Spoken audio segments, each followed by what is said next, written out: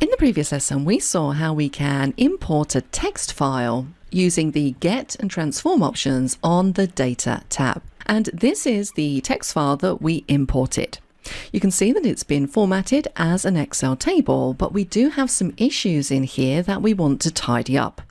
So in this lesson, I'm just going to show you some of the text functions that you can use and other utilities in Excel to tidy up a dirty dataset. Now, if we take a look at our dataset, the first thing that stands out is that we have a number of rows that don't contain any information. And this is a fairly common problem when you're importing data from an external system. Quite often that data won't be consistent, and it is so important that prior to analyzing data in things like pivot tables and maybe charts, you tidy up the data, you make sure everything's formatted correctly, and you remove things like duplicates and blanks. So let's deal with these blank rows first of all. Now, if you're thinking, well, I'm just going to go through, highlight the rows, right click and then choose delete. Well, yes, you could do that. And if you've got a very small data set, that might be efficient for you.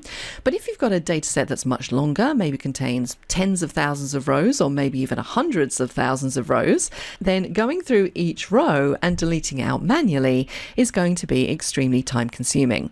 Fortunately, we do have a much quicker way of doing this. So let me show you. The first thing I'm going to do here is I'm going to select all of the columns. The next thing I'm going to do is press Ctrl G to pull up the Go To dialog box, and I'm going to click on Special. Now, what this allows us to do is select cells that contain certain things. So notice that one of the options we have is blanks. So if I choose blanks and click on OK, that's going to take a look at my data set and it's going to highlight all of those blank rows. So now all we need to do is jump up to the Home tab, and in the cells group we have delete, and we can say delete sheet rows. And when we do that, all of those are now gone, and that was a lot quicker than doing it manually. What else do we need to tidy up in this data set? Well, I'm going to run a quick check for any duplicate records. And in this case, I'm looking for exact duplicates where every single entry in the row is exactly the same as another row. So for this, we can go up to the Data tab, we can go across to Data Tools, and we have a Remove Duplicates button. And that's this one just here. Let's click it. It's going to open up the Remove Duplicates dialog box, and we can choose which columns we want to match. Now, by default, all of these are selected. So if you're looking for duplicates where the value in each column is exactly the same as another row, then you want to make sure that you keep all of these selected. I want to make sure that I've got my data has headers selected, and let's click on OK to see if we have any duplicates.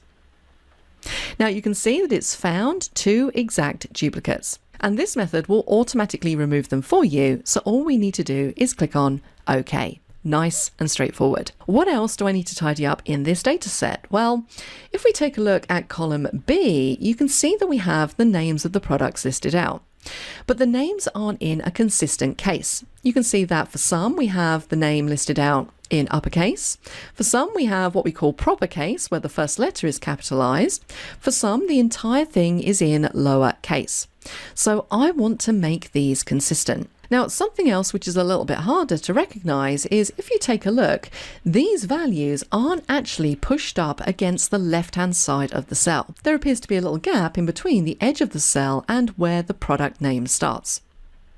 Now, we can deal with both of these issues, the erroneous spaces and also the case, by using 2 functions in Excel. Now, if I'm tidying a specific column, what I tend to do is insert another blank column to the right. Now, a shortcut key for inserting a blank column is to do Ctrl+Shift+. On some keyboards, that's just simply Ctrl+ to get a new column in here. Now let's deal with changing the case. I want all of these products to show in proper case, so similar to what we have in cell B3. Now we have a function called proper. And this is a very straightforward function. We just need to specify the text that we want to change, close the bracket, hit enter, and you can see it's going to convert that to proper case. What's also worth noting is that if you wanted to change everything to uppercase, you would just type in upper in here. And you can imagine if you want it to be entirely in lowercase, you can use the lower function. The argument is exactly the same for all of these. So let's change this back to proper. Now, if I was to double click to copy this down, it's going to change the case, but it's not actually going to do anything about those erroneous spaces at the beginning. So what we can do is go back to the formula in our first cell, and we can add the trim function onto the beginning here. There's one argument for trim. Again, that's just the text, which is being generated by our proper command. So all we need to do is go to the end and close off trim. Now, when we hit enter, can you see there that it's removed that little bit of a gap that we have before the first letter? So now let's double click to copy this formula down again, and there we go. Now I can see that I've got a little green warning tag just here. If I click on this cell and click the little warning triangle, you can see it says inconsistent calculated column formula. Now that's fine in this case. We're just going to say ignore error because our result is correct. So very quickly there, just using a couple of Excel functions, we've managed to tidy up that entire column. Now what you might be thinking at this stage is, great, I now have my clean column. I can go in and simply delete out column B. But what you'll find is that you get a whole bunch of reference errors. Now the reason why you're getting that, if we just undo, is because these formulas here, trim and proper, refer to column B, the product column. So if we delete out that product column, that's why we're getting the reference errors. So what we can do here is we can select all of the cells in this column. Now it's important that you select the cells as opposed to selecting the entire column. So I'm going to click in the first cell, Control Shift down arrow to select all of the data in that column, Control C to copy, and then we can use a new shortcut in Excel 365, Control Shift V, and that is going to paste the values only. So what that does is it will keep the text that you can see in the cell, but it will remove the underlying formulas. So that means we can then go in and delete out the dirty column without getting a reference error. And then we can simply come in here and add that column label back in. Now, what else might I want to do here with this data? Well, I can see here the units sold column. I might want to add some comma separators in there, and I'm going to take those decimal places down. Manufacturing price, sales price, gross sales. Well, I want to format those in accounting format. And again, with sales, COGS, and profit, I want those to be accounting format as well.